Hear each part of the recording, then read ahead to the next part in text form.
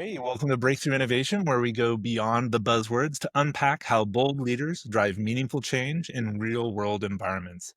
Today's guest has helped redefine what business transformation looks like at scale, not just through theory, but in practice across some of the most complex global organizations.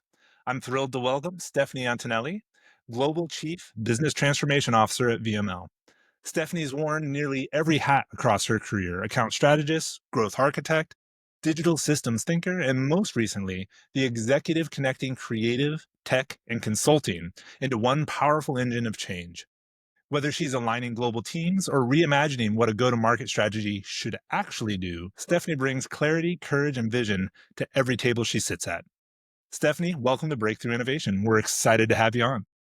Thanks, guys. It's so good to see you. And that is quite the intro. I'm stealing it. Love Well, it. we've known you for a while now, Stephanie. We figured we should at least make you sound good.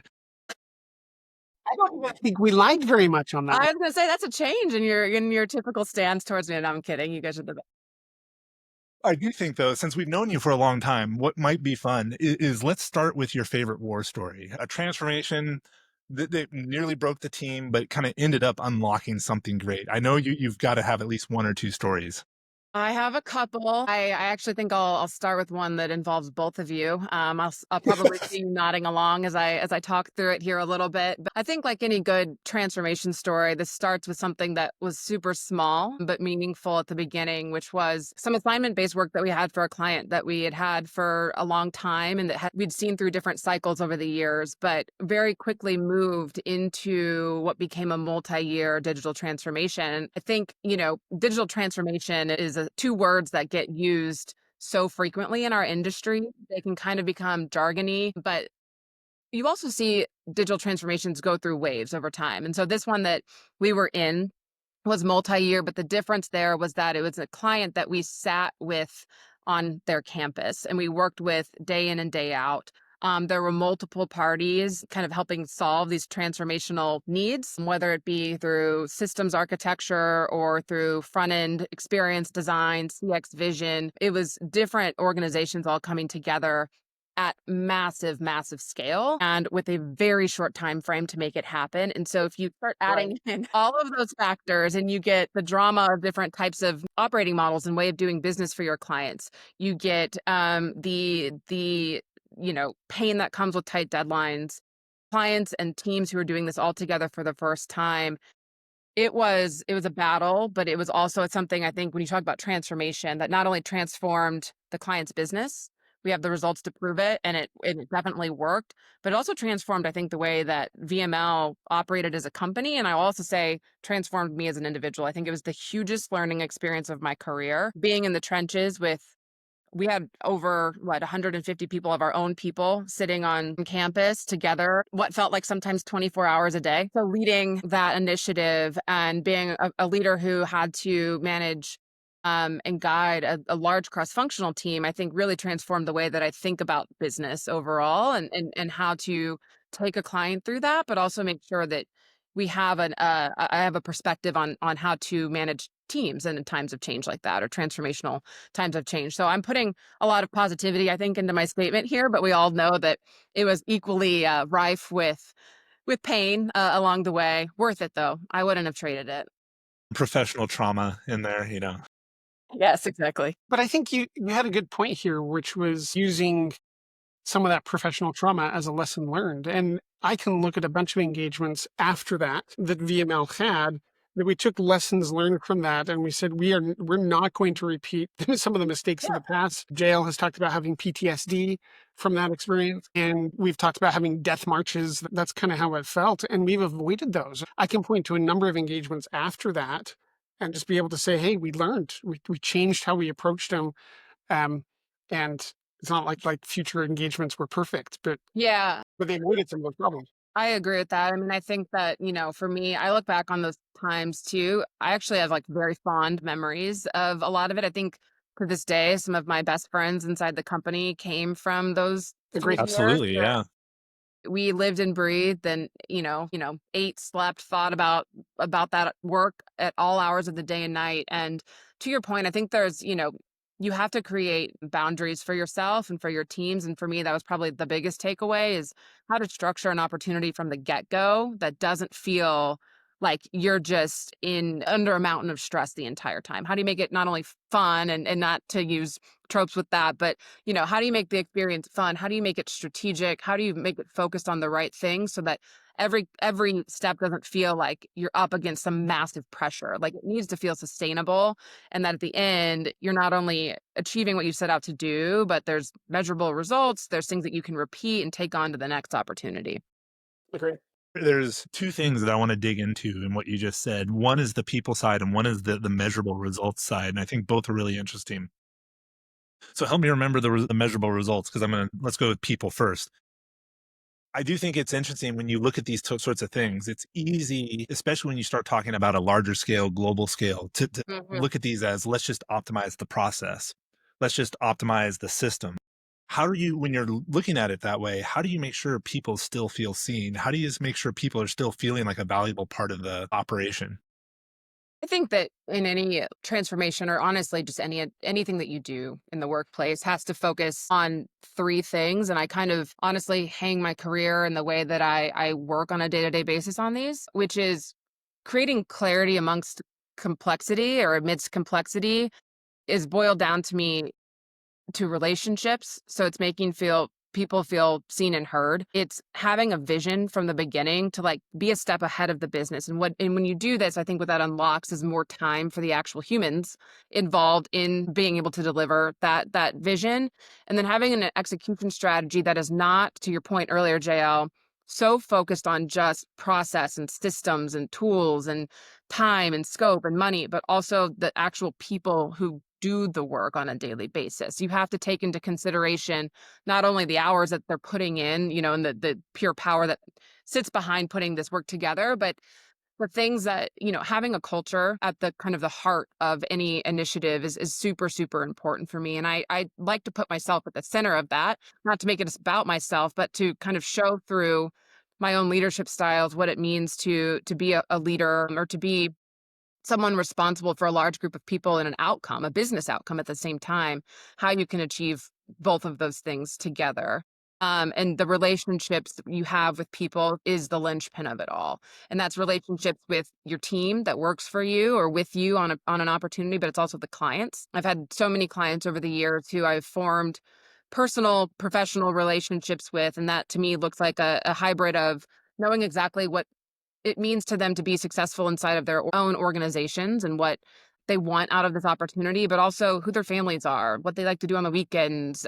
Having a texting relationship with them as much about work as it is about the football game last weekend, because it makes them feel like you're invested in them as individuals being successful in this business, not just the money that they're giving you. And then, on the opposite end, when you talk about your teams, that's not just, oh, knowing them as individuals, but it's making time for not the contrite work forced fun moments, but like actual fun moments. And there's a group of us that's still talking about this old transformation who still go out once a quarter and just make it all about whatever is on people's minds. Like talk about work, don't talk about work, talk about all of the things. And I think that having space for that and making people feel like there's something part of something bigger cannot be underscored enough as being critical to success, because it makes people want to do good work. It makes them feel like they're part of something. It makes people realize that like they can joke around with you, they can have a bad day and it's still fine at the end of it, right? Because they know that you're there for them as individuals and humans, not just as somebody who's delivering code or somebody who's responsible for having a good client presentation. So to me, that's what it's all about. I think JL and I often talk about the leader's responsibility to be more of a gardener, that you're Yes. preparing the environment. And that's what it sounds like to me is you're describing caring about the environment, about the people, about their relationships. And in our perspective, that's absolutely the responsibility and the core responsibility of a leader. And I think many leaders forget that. They try to manage the process or they try to manage the work instead of managing the environment. I think that is it, and I think I'm a collaborator at heart. Like, I excel at bringing diverse teams together and different perspectives together, but I think that's also because I don't necessarily see myself as a subject matter expert in one single area. I think I know how to bring experts together to deliver subject matter expertise at scale. And so, like, for me, again, you put a label on somebody as a subject matter expert. That's not the only thing that they are, though. They have, you have to understand them at a deeper level to unlock the fullest potential. And so I just think it's so critically important. Well, I like you talk about people have to want to do it, right? People tend Yeah. to Yeah. rise to meet the expectations you set. And if you set expectations, just do the work, they're going to do All you're just gonna the hear. work and Yeah. nothing else. Totally. If you give them something higher to shoot for, a lot of times they're going to shoot for it. So I'm curious, when you start talking about this idea of success and helping people be motivated, like how do you show them the measurable success beyond revenue, beyond like the money stuff, the time stuff? Like, what are the other things you look at to measure to show people that the innovation is working, that what they do matters, that it's having an impact on the customer? Well, I think it's giving people access to the messy middle and also to the conversations, or maybe, the conversations that would happen at the most senior levels inside of an organization. When you're in the middle of a large scale transformation, you have to be able to give people access to the information that makes them want to continue to the next step. So if you have a meeting with the CEO or the CDO of an organization and you talk about the positive momentum that you've had, but also the things that could negatively impact the work that's going on, or some of the harder things that make transformations messy, I I have always been a leader who believes that you have to come back and share that. You might not get into every single minute detail, but the general theme should be known by the masses so that they know where to go next. They know what is again keeping your clients up at night. And sometimes that's hard because you don't want them to feel necessarily feel the same pain that you felt having the conversation, but you need them to like to resonate with that and to understand that we're again in service of something bigger. And then it is celebrating. I know probably a lot of people say this, but it is celebrating along the way. Like, if we've hit 3 different sprint deadlines on time, we had a great demo, or we presented a vision document that we felt like really would carry us through again into something that was executable, that was actionable at the end. Let's get that in front of their bosses or their people inside the company and give them a forum to discuss that with other groups so that we're celebrating the thing that they just did, not just in with the blinders on for just the work we're doing, but showing them that they have broader scale impact to be unlocked, across the board, or that their peers are doing it. So maybe somebody else will want to do that the next time. But what I hear you saying is make sure that they hear the story that they're telling, right? Yes. Whether it's with the It's not customers, just yours whether with to the deliver, executives. right? It's Yeah, there. They're the ones right. doing the work. Yeah. Absolutely. And I think given that we kind of have that memory that links to stories, that helps a lot too. And then it's also the it's not necessarily the quantifiable stuff. It's the qualitative stuff that really drives us. So that maybe leads to maybe the last question we have time for is what role does storytelling play in making a transformation stick? So not just getting it done, but helping make it stick. Well, I think that you kind of landed it a little bit for me, which thank you for that. But it is important to have a quantifiable story at the end, as it is a story that is grounded in the humanity and the people and the little moments along the way that made all of it possible. And so storytelling, obviously, whenever those of us who work in CX, humans first, always, you kind of put that at the heart of everything you do. The solutions we deliver, even when it's a tech first program, potentially, you often want to have a human element kind of tying back to that. And so storytelling is just like so generally wrapped up in the type of work that we do. It's an important element. You have to be able to speak through a storytelling lens a lot of times about the work that we do. But to me, the story is the process. It's the people behind it. It is when you present a case study on a stage at an event, or you put something into a press release that goes into Ad Age, half of the story is having the diversity of voices and the diversity of talent kind of coming through and what made that so special. So I think about, we're doing a lot of work right now inside of our own company on storytelling and on putting some new ideas into market and kind of reshaping the way that the business operates overall.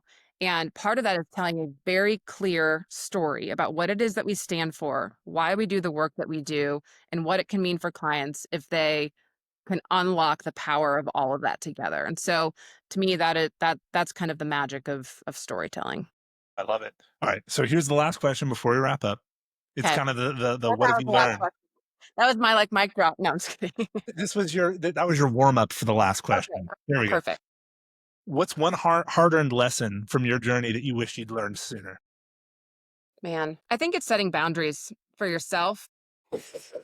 Let's use, like, a selfish moment here, because I think that to set boundaries for others, you need to know what your own boundaries are, as a leader and just as a human being, to not give yourself the time and space to be creative or to spend time with family or to, do that little thing you wish you could have done with your kids or whatever it is. I mean, I know that I've made so many sacrifices over the years, and then, I look back and maybe I'm being reflective because it's just Mother's Day, but it's like, gosh, was it as important as I made it out to be? I don't know. Like, I am where I am in my career because I've worked really, really hard, but at the same time, I think I look at some of the younger people in our organization now, and I just want to, like, shake them and say, remember to think about yourself in all of this and the things that you want outside of your career. It's that will make you, I think, a better person at work if you have a full life outside of it. So set boundaries and just remember, we're not saving lives. Some of us maybe are if we work on the more health oriented sides of the business, but on a day-to-day basis, it's about being able to sustain the work that you like to do through good boundaries, Right. healthy boundaries. No, I love it. You can't. It's cliche, but you can't fill other people's cups if you don't fill yours first. So Exactly. love it. Awesome. So Stephanie, if anyone's looking to collaborate with you, what's the best way to connect? Through LinkedIn is perfect. Stephanie Antonelli on LinkedIn. I'm sure you guys will post the URL to my profile. But please reach out. I'd love to hear from you and work with you or just connect in some way or another. Awesome. Stephanie, thank you so much for the time. We know how busy you are, and the fact that you gave us this time today means a lot. For everyone else who's listening, thank you as well. We'd love to hear from you in the comments about what are your lessons learned? Where did you have those transformations that taught you something you wish you had learned earlier? And then if you thought this episode was valuable, share it with someone who maybe hasn't seen it yet, introduce them to Stephanie, and pay it forward. After that, again, thank you all one more time. Stephanie, thank you as well. And we'll see Thanks, you all guys. next time on Breakthrough Innovation. Thanks. Bye.